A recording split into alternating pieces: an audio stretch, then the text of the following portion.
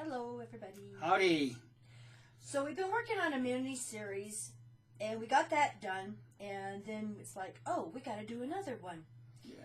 So we want to thank Tony and the YouTube channel, Don't Do As You're Told, for allowing us to use clips of their video, because we just want to make a comparison here. Yeah, and this is actually going to, it's still along the lines of activism. Yeah. And I'm just gonna call it like it is. It wasn't too terribly long ago that John Cedars did a video, and he entitled it "My Split with Aggressive Activism" or some nonsense like that.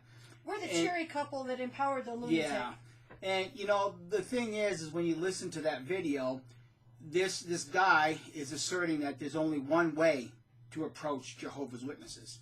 Otherwise, you look like a lunatic. Yeah, otherwise you look like a raving lunatic. And I've even heard on one of their JW podcasts, I swear he was yelling at the top of his lungs and blah, blah, blah, blah, blah. Oh, my God, give it a rest. But anyhow, good things come to those who wait. And these two clips that we're going to show is to show how wrong that approach is, by telling somebody that their approach to this type of activism is not going to work. Because what the prescribed way of doing it is, you've got to show love and logic. You've got to reason with these people. Otherwise, if you don't reason with them, if you come in yelling and screaming, you're just going to feed their persecution complex. Now, it's interesting that in the second portion of this, we're going to show how the man behind the camera was very calm, very logical, and yet when the Jehovah Witness is walking away, the Jehovah Witness utters something under his breath about being persecuted. Yeah, about this guy being confrontational. Confrontational, and the guy was nothing but peaceful. But it shows conclusively that no matter how you approach a Jehovah Witness, whether you use the aggressive activism or you use love and logic, either way, either method feeds into their persecution complex. Yeah. And that's what I love about this. So good things come to those who wait. But first thing, we're going to show the clip from Tony. And I know Tony has taken some criticism. Oh, well, you should have said this and you should have done that. Yeah, I would have said it this way. Then you know what? Get off your dead ass and get out and do it. Yeah, and what's interesting is most of the people that say this are not out in there, talking to Jehovah's Witnesses and recording it and putting it on YouTube. Exactly. So if you're so sure of how it should be done, then you get out and do it. Get out and do it. Show us how it's done. We think Tony did a great job. Tony did an excellent job. He's an easygoing guy. He's not confrontational. And so, the way he did it was great, because he did not want to, put up the red flag that they were being persecuted, by an apostate. He was not trying to come across that way. So we think he did an excellent job on that. And then the way Eric interviewed Joel, the unwitness. Go back and watch that video and see what Joel accomplished inside of a kingdom hall. Yeah, because Joel wasn't a loudmouth, confrontational and stuff, or, handing out, controversial, pedophile flyers or something. But see, and I'm not bashing Derek at all. Oh, no, no, not at all. I am not. No, hell no. I think what that guy did was very, very brave. Yes. But on the other different aspect, circumstances exactly, entirely. Different circumstances. But like in Joel's video when he was, did that interview with Eric, the Jehovah's Witnesses really had no place to escape to, because they were inside the kingdom hall. They let their guard down. But when they're on the street, like what this other guy does, you'll see how the Jehovah Witness react. In his mind, he was viewing it as if he was being persecuted. Yeah. And no matter how nice, how polite you are to them, this is the point we're trying to bring across. They still take it as persecution. Right. They still view it as part of their persecution complex, because that's how they're programmed. They're programmed to view any type of confrontation as persecution, because that feeds into what Jesus said. You know, all will know that you are my disciples. Oh, excuse me. No, I get that one wrong.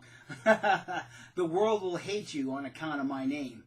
See, if they Too did many this, videos. He needs a nap. you know, Jesus said, if they did this to me, they'll do this to you. So no matter what you do, no matter how you confront the Jehovah's Witness, whether it's extreme activism or love and kindness, it's still going to be viewed in their mind, in their state of mind, that it's persecution. Yeah, and I want to mention, because Jehovah's Witnesses, since they do not know their own history, let me enlighten you a little bit, especially you younger generation Jehovah's Witnesses. Yeah.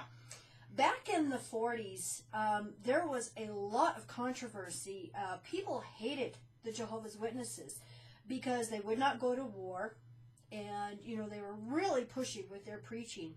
And not many of the new generation of witnesses know this, but the witnesses would get these big signs saying religion is a snare and a racket. Basically, Christ is coming, you're going to die at Armageddon, the whole 9 yards. And they would go and picket places. Churches. Catholic churches. Yeah, this was their attack. Now, if you want to use Jesus' words, from a Catholic perspective, the Catholics had every right to say, see, we do have the true religion because these Jehovah's Witnesses are persecuting us. Yeah, and like Deep Throat said about something else that we mentioned in the last video, but it applies here also. Wham Wham Watchtower. The way you treat others is coming full circle. Exactly. Payback is a bitch, isn't it? Yep. So all we've been doing is just doing what the witnesses have been doing all of these years. You know, condemning people that they call of Christendom, you know, to death and Armageddon, and you're all evil and Satan's organization and all of that. Right. So, but, you know, they can dish it out, but they can't take it. They can't take it. Exactly. They can dish it out, but they can't take it. Yeah. So, let's play the clips here, and then we'll have some comments. I heard, like, nobody expects except special people go to heaven. The Bible has all kinds of beautiful hope for everyone, and no one that's on the earth right now can make that judgment. So I wouldn't be concerned about that to start with, because Wait, so there is Jehovah will be the judge. There's a heaven? There is a heaven. That's where Jehovah resides. Most that I've been hearing about with witnesses, I saw this on, it's been in multiple papers. Like, I was just in Albuquerque, they had it in the paper. There's like this huge child abuse case. Candace Conti, she won like $32 million from the Watchtower Society. Oh yeah? Yeah, and they have a property they call their Patterson property. Right. They put that up for bail. And so then I've been following this because I was really, with my family being Catholic, a lot of people Catholic, I followed like a lot of the abuse thing. And they're saying, like, Dateline, they did a thing on it, they're saying that the Jehovah's Witnesses are like the new Catholics. Like, there's 12 because they have a two witness rule, right? So like if a child gets molested and there's not two witnesses to see it, then that person can continue serving as ministerial servant or a position of power, you know, something like that. You know, I called up my cousin about it, you know, because I feel real strongly for children, you know, and that is the most important thing. And I guess it's like blowing up all over the horrific, place. Obviously. And the thing is, I think because Jehovah's Witnesses have such a good reputation around the world and do really live by Bible standards, or attempt to, if something should go wrong with an individual, it does become big news. It's not news at all to find out in the Catholic Church there's abuse. I mean, because you hear about it all the time. But if the Jehovah's Witnesses you hear, then it's a big fuss because it's unusual. And well, what's unusual is that two witness rule, that they won't they won't get them in trouble unless there's two witnesses it's a biblical thing, because, you know, people lie these days. So you can come and go say one thing, and then so you have word against word. But it would never Sure, be that but- that a child would come and child- say to a child- one of us that someone has done something wrong to me, that would not get Concern me. investigated. Oh, yeah, no, we, they would we would be dismiss it. absolutely But concerned it's- and we wouldn't dismiss Yeah, it. it's hard no. to get if you don't have a proof, and we are not like a legal. But when it comes services. down to a jury, don't you guys have a thing like a jury of elders? Like, We what are have they? elders, but we No, are not jury, legal no, services. not legal, no. And if it's any suspicion of that, like you said, a person wouldn't serve. It wouldn't just. If somebody Yeah. says you did it, maybe they're not going to go report him because they don't. They're not they going don't to know send for him to sure. jail, maybe send him to the police, But but he's certainly going to. he's not gonna serve if there's any suspicion. It's Not not going gonna to be- retain that position No. in the congregation. But it's so rare, Of course, it happens. People. I mean, there are 8 Any million of we us in all, the we all world. have, but it's lots Right. rare that you'll find anywhere else. And like It's, Mary says, they make a big deal. But every child abuse should be a big deal. I agree. everyone Sure, should be a big deal. Yeah, but- I would absolutely. never, defend anybody. But we don't who does cover that. it up or hide from it, and we certainly wouldn't allow someone that had a suspicion of that serving in that position. I've never No. heard of that. No. Well, I mean, the cases that are coming out now. I mean, there's 12 in Texas. There's a dozen in San Diego, because anything that you have to bring up to the higher authorities, an issue, a problem, requires 2 witnesses. And when it comes to child molestation, you've got the victim and the perpetrator. There's not 2 witnesses, and so case after case after case, they're being I never heard that. dismissed. I've never, Many. and as far as Yeah. dismissing a case, I mean, anything that would involve through the legal system, we would have no control over. And as far as just, Yeah, we're not as legal far as just, services. we're not That's- legal, but as far as just dismissing it, meaning that people within the congregation would just dismiss it or ignore it if they didn't have a witness. Because there was somebody that was not a Jehovah's Witness. He just was coming to the meetings, and a girl was saying that accused him. So of course the wife was encouraged to go report it, but the elders are not legal services, are going to go and do investigation. So if we have any suspicion, we can encourage people, but To go and report we don't it, go yes. like after like a. But we police wouldn't or actually take the something. person ourselves and take them to. But police of or- course, if it's in a family, But if and it's, yeah, we would encourage people certainly to take a legal. And he got arrested, I know, but he wasn't like even a witness. He was just He was coming to still the one of meeting. the- just one of the Remember the meetings, one, yeah. the guy? Yeah. He's still in jail. Is he still in jail? That's the only one that I know in our congregation that was coming to the meetings, but it's never been really Yeah. baptized or anything. So if anything like that, I know But that. there isn't a conspiracy of covering things for witnesses. No, it's I not mean, I covering. wouldn't tell you that if I had any sense of that, and there's anything There's like just that some going on. things maybe not known at first, Yeah. but once they're known, Once they're nobody known. would encourage. No. Well, I mean, you guys know what the shepherding the flock book is, right? Shepherding the flock book. We have a lot Is of it something books, old? No, it's the secret handbook that the elders use to control the flock. It's not secret. And it's Her addressed. husband It's is an it's addressed in there. It's addressed in there. And when I was looking into the Yeah. pedophile, and then when this blew up, I was trying to find out, well, what's Jehovah's Witnesses' Yeah. problems? There's a website. It's called SilentLambs.com, Yeah, and there's in a this peop- website, it people deals who with the really- pedophile really, situation. hate witnesses for one reason or another, and they come up with all sorts of things. But I can tell you, Oh, there's hate's no. such a strong word. There are some people. So, was Tony yelling? Was Tony screaming? Was Tony throwing leaflets or flyers in their face? Was Tony controversial? Not at all. But yet, did you hear the words coming out of this woman's mouth? She said, some people really hate JWs and come up with this. See? No matter There it is. how you confront them, they always revert to the persecution complex. See, what they're saying is, oh, there's so many that hate Jehovah's Witnesses. They're making up these child abuse stories. That's what they're saying, just to make witnesses look back. Oh, and Such if a there's an disconnect. occasional, Yeah. rare case, it's blown up and reported all over the world because witnesses are such good people. Yeah. And I love how she says at one point, there's not a conspiracy, with the To witnesses. cover it up. Oh, See, man. there's your cognitive See, disconnect. they just. And then the thing about the secret elders book. Well, we don't have a secret elders book. It ain't secret. If Is it it's- an older book? They don't know what he's talking about. Hey, sister, if it's not secret, then go ask an elder to read it. Yeah, See how far that gets you. yeah. Okay. Now the Okay, next clip. so our next clip is from the YouTube channel we mentioned earlier.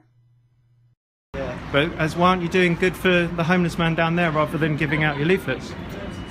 I would love to help the homeless man, but there's only so much I can give personally. You know, I have limits to what I can give financially. You know. Yeah, but why don't we go and help him? You guys have got a temple, haven't you? No. What have you got then? A witness house, is that right? We have I don't know the name for it. Excuse my ignorance. Sorry? I think maybe the Mormons got temples. What do you have? Do you have a place simple, of worship? Yeah, simple Kingdom Hills. Yeah, Why can't he come and live there then? He hasn't got anywhere to live. It's just a building with seats in it. Yeah. No one lives there. Who pays for that? The Watchtower Bible and Tract Societies. So why don't the Watchtower do something for him rather than giving out their leaflets? I'm actually going to end this conversation now. Actually. These leaflets. You think you're here to attack me? I'm not here to attack you at all. No, I'm sure you're a lovely guy. I'm just asking you some questions about your religion.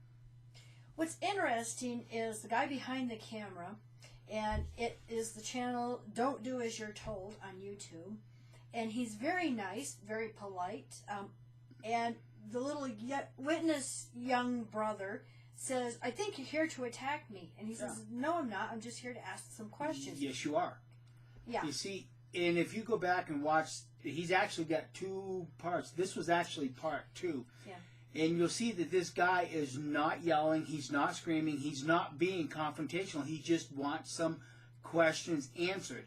And when the Jehovah's Witness can't do it, they still revert back to the persecution complex. You're attacking me. You're attacking me. So, no, he wasn't. He was attacking the headquarters, the big rich religion. But he was nice, calm, polite, showing love and kindness. But see, this is the point that I'm trying to get at with all of this, is that you can't sit on YouTube and tell somebody that their form of activism isn't going to work. You need to show love and logic. Well, as we just showed, love and logic doesn't work either. Yeah. See, it has to truly begin in the mind of the Jehovah's Witness themselves. That's where they start waking up. It starts with themselves. It started with Kim and I. We were having problems with elders years ago, and I could never figure out why these men claim to be appointed with Holy Spirit, and they're going around lying about things. I couldn't figure it out until Deep Throat showed me the absolute lie about the cross versus the stake. And I was like, oh, I got it now. Yeah, but with everybody, it starts up here first. It starts with the individual Nobody witness. can wake up a Jehovah's Witness unless it isn't in their own mind that there's something wrong. That's exactly right. Because as we just showed in these 2 clips, love and logic is not going to wake them up. They have to start with themselves first. Yeah. And no matter what you do, they're still going to take it as persecution. Yeah, yeah, and unfortunately, some in the community, when they're being contended with, they fall right back to that same thing. Oh, I'm being attacked again. No, we're just showing how idiotic some comments are. Yeah, exactly. So, okay. More videos to do. Or time for a nap. Time for an M&M break. Oh, yeah, definitely M&M break time.